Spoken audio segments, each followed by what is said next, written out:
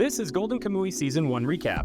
Don't forget to click that notification icon to stay in tune with our latest videos. Let's begin. Japanese soldiers charge from the flanks to attack their Russian enemies, but the opponent's cover is too strong and the Japanese soldiers are killed one by one. One soldier from the Japanese battalion was shot in the neck, but he didn't die, and he reached the Russian camp to kill Russian soldiers with his bare hands. He is the immortal Sugimoto, and they say that not even bayonets, machine guns, and cannonballs can kill him. Despite earning the win for the Russo-Japanese War, he was not rewarded after nearly killing a superior.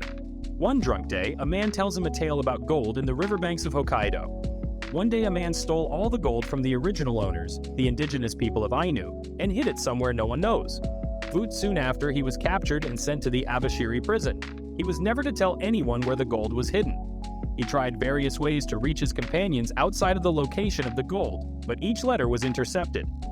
One of the guards paralyzed him, so it became impossible for him to escape. Finally, he thinks of a way to send his companions a message, by writing a message encrypted in tattoos drawn on his fellow prison mates who have a chance for escape. He orders them to escape, and whoever succeeds can have half the treasure. However, one needs all the tattoos in each prisoner to decrypt the message, and the guards found out about this. Since they are also after the treasure, they took away all of the prisoners in an attempt to know the location. During the transport, the prisoners killed all of the guards, and they were never captured again. Sugimoto is doubtful of the truth of the tale, but when the sobered man tries to kill him for sharing too much information, he is convinced of the gold's existence. In the forest, he finds the man who told him about the tale dead, with wounds from a bear. He then discovers that the man was one of the tattooed prisoners. Sugimoto takes him and flees. However, the bear caught up to him. After almost being devoured by it, someone sends an arrow flying towards it. Sugimoto looks for the archer and is surprised to see a young Ainu girl. He tells the Ainu about the tale and why he couldn't leave the corpse behind, and the Ainu believes him, as her father was one of the Ainu that had been slain by the gold thief. After having slain another bear together, a mutual respect grew within them. They introduced themselves, Sugimoto, the soldier, and Asirpa, the Ainu archer. Sugimoto asks Asirpa to join him to find the treasure as it was hers to begin with, and he only wants a small share to help the widowed wife of his friend who died in the war. But Asirpa refuses, saying that the Ainus don't take the lives of people. As he skins the prisoner, Sugimoto proposes that they should still work together, with him doing the dirty work to get the money, while she provides her forest knowledge to avenge her father. They travel the forest, and Asirpa teaches him the secrets of the forest along the way. They arrive in Otaru, a large village where Sugimoto believes an escaped tattooed prisoner most likely hides. They ask for him in the village, but the man was good at hiding. Soon, however, they capture him after the man unwittingly trails them in the forest. When he is being interrogated, the man tells him that he hides in isolation since the prisoners started killing each other after their escape. When Asirpa is replicating his tattoo in a sheet, the escapee tells them that the man who drew their tattoo was a Noborabo, a man who has no face, when suddenly he gets shot. They encounter another soldier who Sugimoto identifies as from the 7th Division, the strongest division of the Imperial Army. Just when Sugimoto is about to kill the soldier, Asirpa interferes and the soldier runs, meaning to tell his comrades about Sugimoto who's after the gold, but Sugimoto knocks him off of a cliff and he breaks his neck on a rock before falling into a river. Sugimoto tells Asirpa that he's not a willing murderer, but as a man who has seen the ugly facets of war, he won't hesitate to kill a man before they get the chance to kill him. Later on, the fallen soldier who was on the brink of death was saved and nursed by fellow comrades. Afterwards, they eat at Asirpa's tent, and she makes them chitatap, a dish which utilizes the fresh meat of squirrels chopped into small chunks. She lets Sugimoto help her, and when they eat, she teaches him a little prayer of thanks for the food, hina hina. The next day, they capture another prisoner, but almost lose him after they chase after a rabbit. Sugimoto chases after him, but he hears loud sounds akin to gunshots in the forest.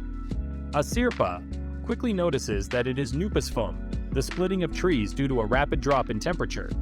As they chase, the ground below them collapses, and Sugimoto and the prisoner fall into the river. The extreme cold makes them forget about the chase and they look for anything to ignite fire. In the midst of this, the tattooed prisoner makes him promise that he would not kill him if he helps him. The prisoner then spits out a bullet that he forgot about since he was so cold. The two enemies were so happy when the flames rose that they embraced. In the fire, the prisoner tells him that there are 24 tattooed soldiers all in all, but he doesn't know where to find the Naparabo's friends, and only the leader of the prisoners knows. The leader was a survivor of the Hakodate War, an old samurai from the shogunate, Hijikata Toshizu. He also tells one thing that Naparabo told the prisoners, to go to Otaru, and with that, he left. They turn their rabbit into cheetah top, and Sugimoto mixes in some miso, which Asirpa thinks is poop, to make it better. When they go hunting for a bear one day, Asirpa notices something flashing from the place they stayed in the night before. Sugimoto realized that those are binoculars and that the soldiers are finally catching up to them. He carries Asirpa with him and runs, but soon realizes that he cannot outrun them. He hands her the tattoo drawings and says that they should split up, as they are only after him. He assures her that they will not kill children, and if they catch her, to give them the drawings and pretend that she doesn't know anything about them. One of the soldiers finds Asirpa. He discovers the drawings and is about to kill her until a white wolf arrives. It attacks the soldiers and almost bites its neck to eat it before Asirpa stops it. She then thanks it for saving her. Sugimoto is cornered by the soldiers, but he happens to be near a bear den. He remembers that Asirpa taught him that bears do not kill humans who get into their den. When the soldiers unknowingly shoot into the den, they awaken a mother bear, who attacks them. It kills 2 soldiers instantly, but the last one continues to fight, and it is killed by the bear, as it also dies with the wounds. Sugimoto emerges and takes a baby bear with him. Sugimoto tries to convince Asirpa that he can be a mother bear to the baby bear that he took, thinking that she may want to eat it. But she tells him that when they catch baby bears, they raise them in her village, Kotan. Asirpa takes Sugimoto to her village, and she teaches him about their traditions and culture. Sugimoto asks why she hasn't carried the bear. She tells him that after they raise him, they hold a ceremony to offer them to the gods, so the gods provide more for them, and that is why she doesn't want to get attached. The 7th Division is planning to attack soon, led by Tsurumi, a general who has lost a part of his skull in the war. Meanwhile, Hijikata Toshizu convinces another tattooed prisoner, Ushiyama, to join him in his search for the gold. Asirpa teaches Sugimoto how to catch river fish called rawamap. When he returns to the village to gather tools, he encounters Asirpa's uncle, Achapo. He tells him that legend says the gold was taken by Waka Ush Kamui, the goddess of the water. Over the course of his stay, Sugimoto learns that Asirpa is very well loved by her village. Achapo tells him about Reitar, the Horku Kamui, white wolf companion of Asirpa. The two of them were always together, but Reitar was a proud Horku Kamui and listened to the call of his pack. It left Asirpa, leaving her heartbroken, but it has been looking out for her ever since. One night, Asirpa's grandmother asks him to stay with her forever, as she sees that Asirpa enjoys his company. Later that night, when everyone is asleep, Sugimoto leaves the village. The next day, Asirpa looks for him everywhere but doesn't find him. In the village, Sugimoto was tipped away by a woman to the 7th Division led by Tsurumi. They interrogate him, and Tsurumi tries to convince him to join his army.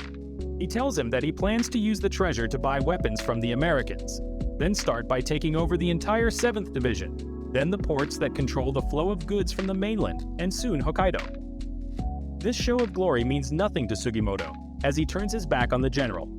Asirpa, with the help of Reitar, finds Shiraishi, the escape king, instead of Sugimoto, after they exchange socks the other time. She commands him to take her to Sugimoto, who is now in the 7th Division's custody. Sugimoto is bound and wounded when Shiraishi slips into his quarter to set him free. The twin soldiers who wanted him dead went into the room in an attempt to kill him. However, Sugimoto deceives them, and he was able to escape. Tsurumi catches up to him and is almost able to kill him, but he changes his mind and spares Sugimoto's life. When they reunited, Sugimoto apologizes to Asirpa, and the latter sends him flying. Meanwhile, Hikata recruits Nagakura, Shinsengumi's finest swordsman, and Shibikawa, a leader of gang bandits, to join forces with him. Now, he no longer just plans to take the gold, but also to take over Hokkaido as well, akin to the plans of General Tsurumi. Along with Shiraishi, Sugimoto and Asirpa make horse stew. Since Shiraishi made the dish, he added in miso without knowing that Asirpa does not like it. When Sugimoto offers to make another batch for her, Asirpa makes herself overcome her disgust for the ingredient and eat the food, which she ends up finding delightful. Sugimoto sheds a tear in joy. Tanigaki, the soldier who Reitar injured to save Asirpa, was saved by a man, a hunter known for his incredible skill in bear hunting all throughout Hokkaido, Nihei Tetsuzu, and his hunting dog, Ryu. And he too wants to hunt down the last Horku Kamui, Asirpa's beloved Reitar. Nihei and Tanigaki team up, and Nihei teaches him the trade of bear hunting. He tells Tanigaki that he can sense that he has a hunter's soul. Asirpa and Sugimoto track the deer that Sugimoto failed to kill the first time around. Sugimoto hesitates when the deer hurls towards him, but Reitar comes and does the kill. When Reitar senses people coming their way, they make haste. However, they make the mistake of leaving most of the deer so that Reitar might come back for it later, which Nihei and Tanigaki would later exploit to their advantage. When they return to the hut, they find Shiraishi, who brought sake with him.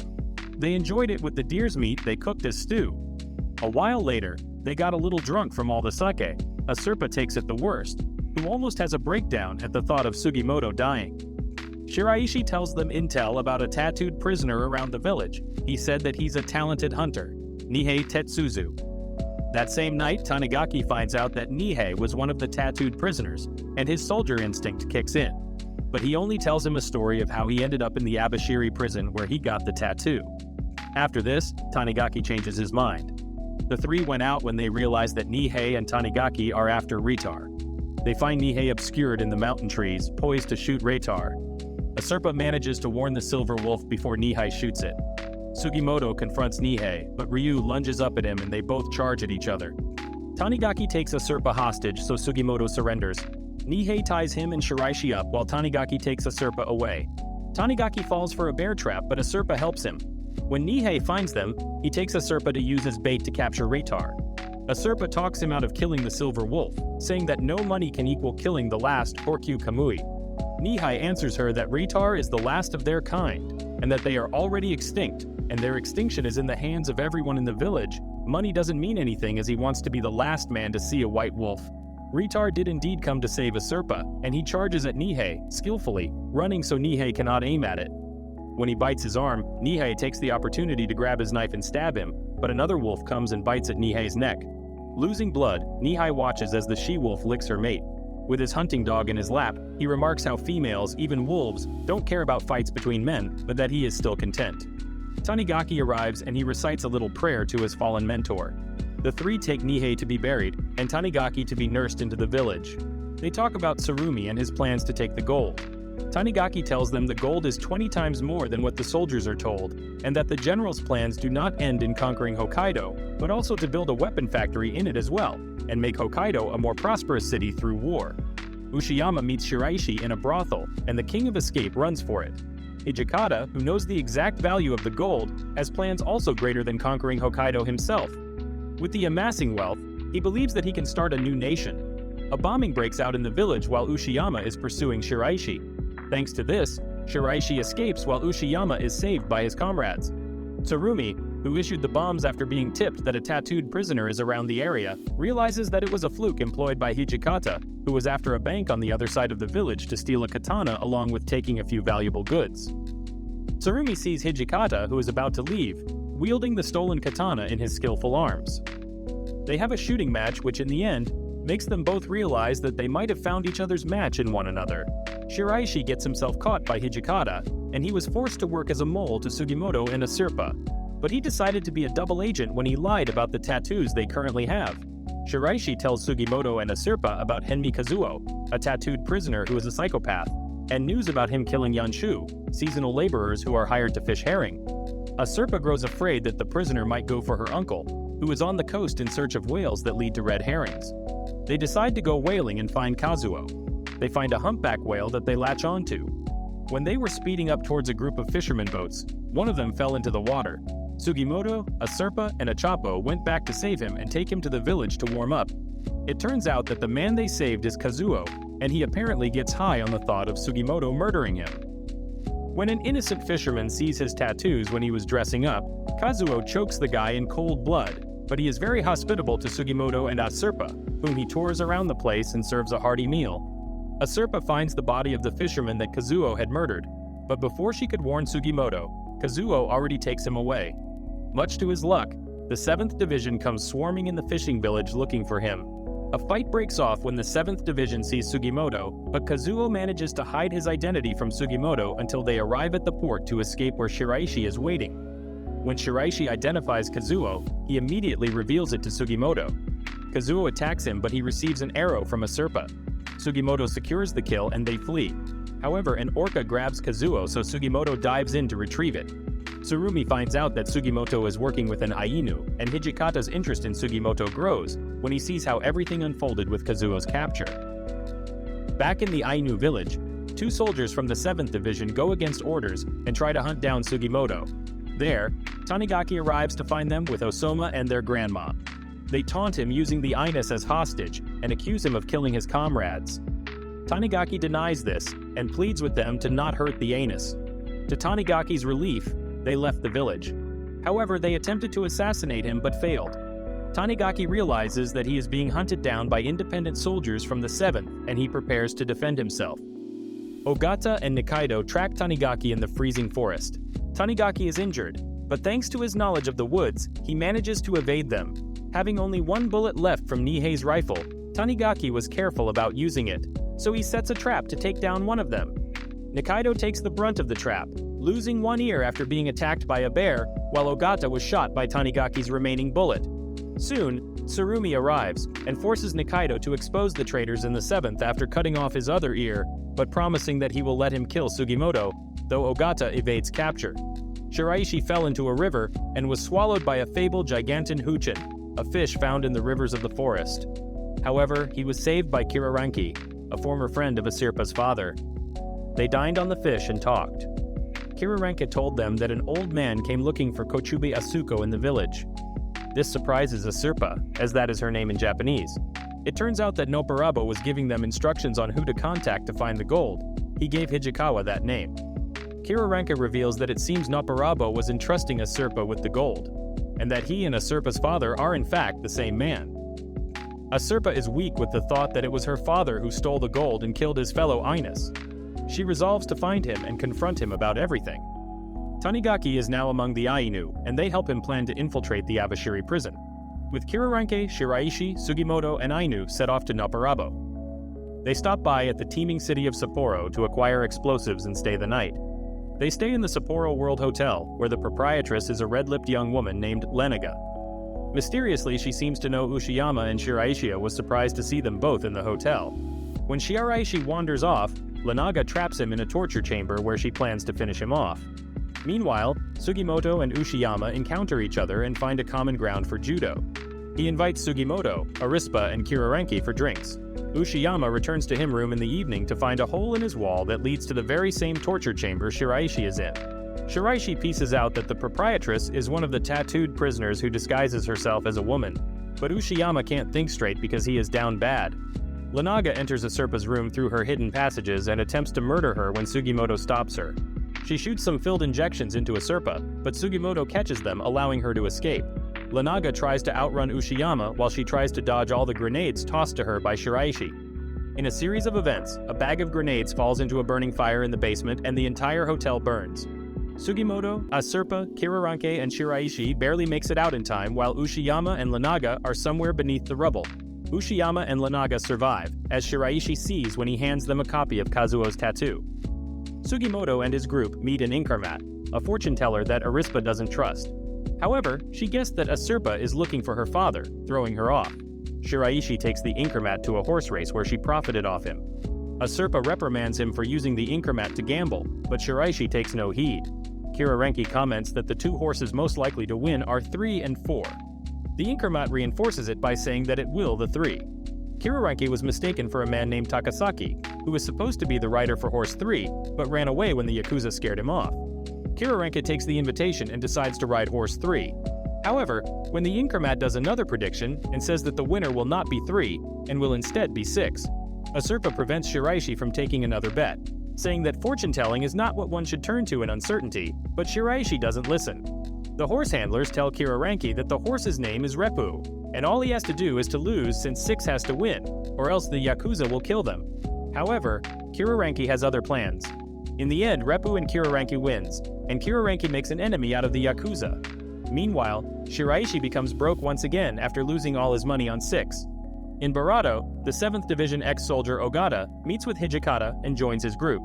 Shiraishi shares with them an intel about a man who was able to collect skins of tattooed prisoners in the city of Yubari. With their 5 tattoo drawings at hand, they postpone their trip to Abashiri prison and decide to pay Yubari a quick visit first. They travel into the Golden Plains, where beyond the horizon, more adventures await them. And that was Golden Kamui Season 1 recap. If you enjoyed this recap, remember to hit that sub, click the like button, and comment down below to let me know what you think of the series. I'll see you in the next video.